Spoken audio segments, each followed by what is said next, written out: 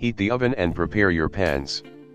Set the oven to 180 degrees Celsius, 350 degrees Fahrenheit, or gas mark 4. Butter 2 9-inch cake pans or 2 12 by 17-inch rimmed baking sheets. Line the bottom of your pans with parchment paper.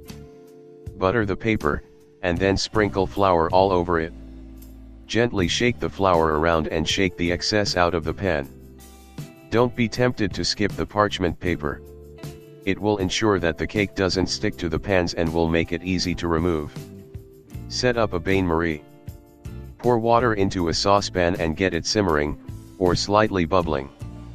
Place a bowl over the saucepan, taking care that the bowl doesn't touch the water. You can also buy and use a double boiler, which similarly nests 2 saucepans. Add egg yolks and 1 cup of sugar to the bowl. Whisk till the yolks and sugar over the simmering water until the sugar dissolves, about 3 or 4 minutes. When you no longer see sugar granules, remove the bowl from heat. Beat the yolk/sugar mixture. Use a hand mixer on medium-high to beat the mixture until it lightens in color and thickens slightly, about 3 to 5 minutes. Stir in vanilla extract and salt. Pour the mixture into a large bowl. Beat egg whites.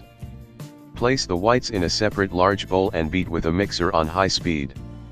Beat till soft peaks form. These should be slightly droopy if you lift the beaters out of the bowl. Once this happens, beat in the rest of your sugar until the peaks become stiff and shiny. This should take a couple of minutes. Be sure to use spotlessly clean beaters and bowl. If there's any trace of grease or fat, your egg whites won't form peaks. Fold the whites into the yolks. Do this gradually, by folding in 1/3 of the whites at a time. Then, gently sift the flour over the top and fold it in as well. Stop folding just before all the flour is incorporated. To fold in a mixture, simply use a spatula and a light hand to gently combine a lighter mixture into a heavier one. Avoid stirring, or you'll lose the volume of the lighter mixture. Instead, rotate your wrist when combining substances. Pour in the melted butter.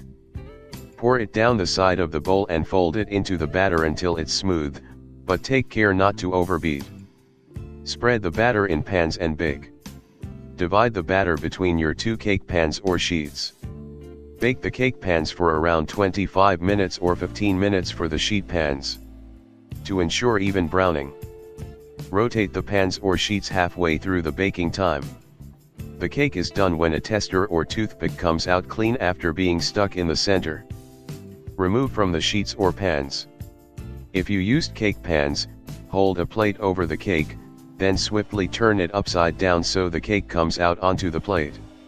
Remove the parchment and then use the same method to flip it onto your serving plate. If you used sheets, lay out a few kitchen towels and dust them with the powdered/confectioner's sugar. Immediately flip the hot cakes onto the dusted towels. Dust the top of the cakes with more powdered/confectioner's sugar and then roll up the cakes in the towels. Let them cool for at least an hour. Unroll them before filling.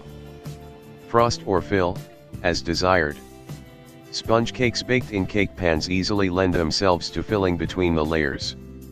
Sponge cakes baked in sheet pans can be filled and rolled before being frosted on the outside.